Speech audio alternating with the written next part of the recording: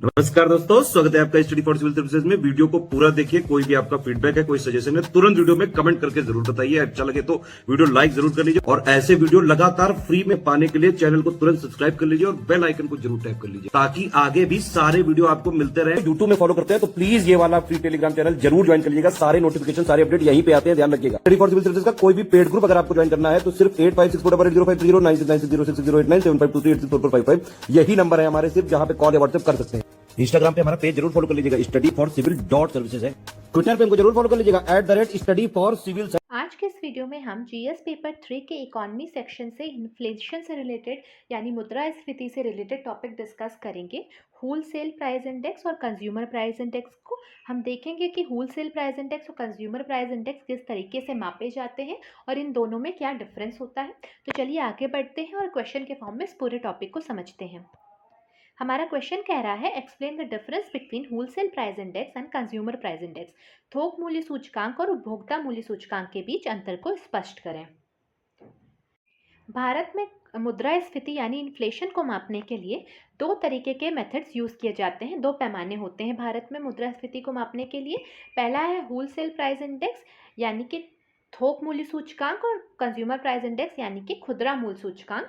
और जैसे नाम से पता चल रहा है तो ये दोनों क्रमशः थोक स्तर और खुदरा स्तर पर मुद्रास्फीति को मापते हैं।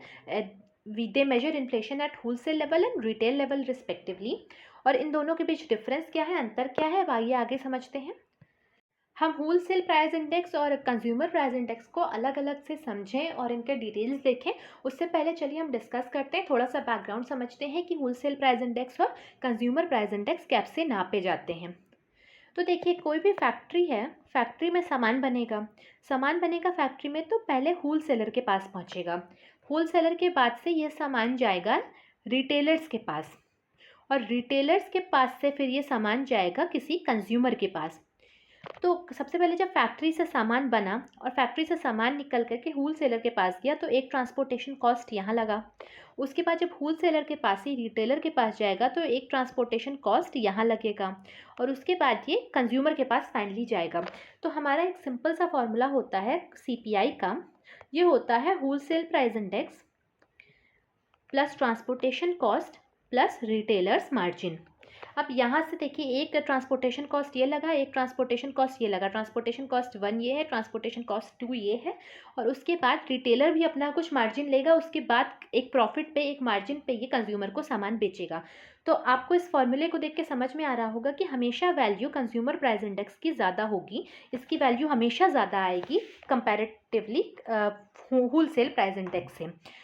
तो जब फैक्ट्री से सामान निकल के होलसेलर के पास जाता है, वहाँ पे एक ट्रांसपोर्टेशन कॉस्ट लगता है, बाकी फैक्टर्स इंक्लूड करके जब महंगाई बढ़ती है या घटती है तो इसे आप होलसेल प्राइस इंडेक्स कहते हैं। ये वीकली बेसिस पे कुछ सामानों का निकाला जाता है, कुछ सामानों का मंथली बेसिस पे निकाला जाता है। उसके बाद जब इसमें फिर आगे ट्रांसपोर्टेशन कॉस्ट ऐड होता जाएगा, ये रिटेलर के पास पहुँचेगा, रिटेलर अपना प्रॉफिट ऐड करेगा, फिर कंज्यूमर को बेचेगा।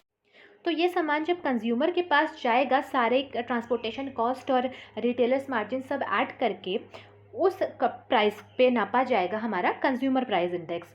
तो ये हमने बैकग्राउंड समझ लिया कि किस लेवल पे कंज्यूमर प्राइस इंडेक्स और होलसेल प्राइस इंडेक्स मापा जाता है। तो चलिए अब आगे बढ़ते हैं और इसकी सारी बारीक डिटेल्स देखते हैं। तो हम देखेंगे होलसेल प्राइस इंडेक्स। तो होलसेल प्राइस इंडेक्स क्या मेजर करता है, ये मेजर करता है change in prices of the commodities at wholesale level paid by manufacturers and wholesalers, that is at the first stage of transaction. जब पहला ट्रांसपोर्टेशन होगा, पहला ट्रांजेक्शन होगा, उस समय जो मापा जाएगा वो होता है होलसेल प्राइस इंडेक्स या थोक मूल्य सूचकांक। ये निर्माताओं और थोक विक्रेताओं द्वारा भुगतान किए गए थोक स्तर पर यानी लेन देन के पहले चरण में वस्तुओं की कीमतों में बदलाव को मापता है। फिर इस सबसे पहला पॉइंट है कि इसको पब्लिश कौन करता है। दोनों को अलग अलग ऑर्गेनाइजेशन, अलग अलग ऑफिसर्स पब्लिश करते हैं। तो होलसेल प्राइस इंडेक्स को पब्लिश करता है ऑफिस ऑफ इकोनॉमिक एडवाइज़र, आर्थिक सलाहकार का कार्यालय, जो कि आता है मिनिस्ट्री ऑफ कॉमर्स और इंडस्ट्री के अंदर, वाणिज्य और उद्योग मंत्रालय के अंदर ही आता है। ये पब्लिश करता है होलसेल प्राइस इंडेक्स को। कुछ कमोडिटीज़ होती हैं, कुछ गुड्स जो होते हैं उनका डेटा पब्लिश होता है वीकली बेसिस पर और कुछ का पब्लिश होता है मंथली बेसिस पर। किसका वीकली किसका मंथली होता है अभी हम आगे देखेंगे। और होलसेल प्राइस इंडेक्स में सिर्फ गुड्स को, केवल वस्तुओं को की कीमतों को मापा जाता है, इसमें सर्विसेज यानी सेवाओं को नहीं मापा जाता है। और इसके अंदर आइटम्स कितने हैं, तो लगभग 697 आइटम्स इस पूरे होलसेल प्राइस इंडेक्स में कवर किए जाते हैं। और फिर आता है एक difference, major difference wholesale price index और कंज्यूमर प्राइस इंडेक्स में, वो है बेस ईयर का। Base year wholesale price index का 2011-12 है और कंज्यूमर प्राइस इंडेक्स का बेस ईयर 2012 होता है। फिर डेटा ऑफ और प्राइमरी आर्टिकल्स यानी कि फ्यूल, पावर, ये इन सब का प्राइमरी आर्टिकल्स जो होते हैं, प्राथमिक वस्तुएं जो होती हैं, इनका डेटा पब्लिश किया जाता है वीकली बेसिस पर। और बाकी जो 697 में से बाकी जो आइटम्स हैं उनका डेटा मंथली बेसिस पे पब्लिश किया जाता है। अब हम कंज्यूमर प्राइस इंडेक्स को समझें उससे पहले मैं आपको ये बताना चाहती हूँ कि स्टडी फॉर सिविल सर्विसेज के पेड कोर्सेज स्टार्ट हो चुके हैं यूपीपीएससी प्रीलिम्स और मेंस 2022 के लिए। तो आप नीचे दिए गए नंबर पर कांटेक्ट करके इन पेड ग्रुप्स के बारे में जानकारी ले सकते हैं, इन्हें ज्वाइन कर सकते हैं। यहाँ पर आपको 1-to-1 गाइडेंस के साथ सारा स्टडी मटेरियल प्रोवाइड किया जाएगा, आपकी मेंस आंसर राइटिंग प्रैक्टिस कराई जाएगी, आपके आंसर्स को रिव्यू किया जाएगा, आपकी एक बहुत अच्छी प्रिपरेशन हो जाएगी। आप नीचे दिए गए नंबर्स पर कॉन्टैक्ट करें, ग्रुप्स को ज़रूर ज्वाइन करें। तो चलिए अब हम समझते हैं कंज्यूमर प्राइस इंडेक्स को। कंज्यूमर प्राइस इंडेक्स मेजर करता है average price of basket of goods at final stage of transaction, that is measure the price paid by consumer to the shopkeeper. लेन देन के अंतिम चरण में माल की टोकरी की औसत कीमतों को मापता है और यह उपभोक्ता द्वारा दुकानदार को भुगतान की गई कीमत को मापता है। जैसे कि हमने समझा था कि सारा ट्रांजैक्शन कॉस्ट लगने के बाद और रिटेलर्स मार्जिन जुड़ने के बाद जो फाइनल वैल्यू देता है कंज्यूमर शॉपकीपर को, ये होता है कंज्यूमर प्राइस इंडेक्स, इस वैल्यू को मापता है।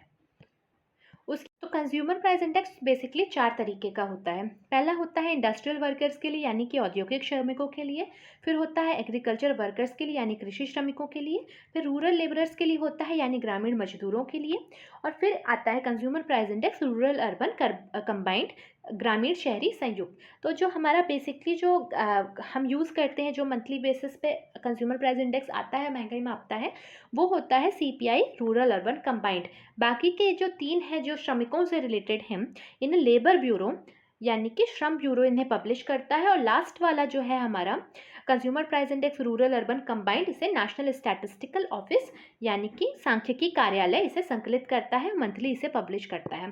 अब आपके लिए मेरे पास एक क्वेश्चन है कि नेशनल स्टैटिस्टिकल ऑफिस ये कब बनाया गया था और कौन से 2 ऑर्गेनाइजेशंस को या ऑफिसर्स को मर्ज करके इसे बनाया गया था, ये भी आप नीचे कमेंट सेक्शन में मेंशन कीजिएगा। फिर उसके बाद हम देखेंगे कि 448 गुड्स होते हैं, उन्हें कवर किया जाता है कंज्यूमर प्राइस इंडेक्स में रूरल लेवल पर, और 460 गुड जो होते हैं, 460 वस्तुओं को कवर किया जाता है अर्बन बास्केट में यानी शहरी टोकरी में। और ये गुड्स और सर्विसेज दोनों को मापता है, ये भी आपको याद रखना है। और साथ ही साथ ये इसका बेस ईयर, जैसे मैंने पहले बताया, 2012 है कंज्यूमर प्राइस इंडेक्स का बेस ईयर, और ये मंथली बेसिस पे इसके जितने भी 400 प्लस सामान हैं, 400 प्लस वस्तुएं, सबका डेटा मंथली बेसिस पे पब्लिश किया जाता है। जैसे होलसेल प्राइस इंडेक्स में कुछ वस्तुओं को वीकली बेसिस पे किया जाता था, कुछ को मंथली पे किया जाता था, तो इसमें सबको मंथली बेसिस पे पब्लिश किया जाता है। तो इसी के साथ हमारा ये टॉपिक कंप्लीट होता है। आगे आने वाले वीडियोस में भी हम 1 बाय 1 क्वेश्चन के फॉर्म में सारे स्टैटिक और करंट अफेयर्स के टॉपिक को डिस्कस करते रहेंगे। तो बने रहिएगा चैनल के साथ। मिलते हैं नेक्स्ट वीडियो में। Thank you for watching.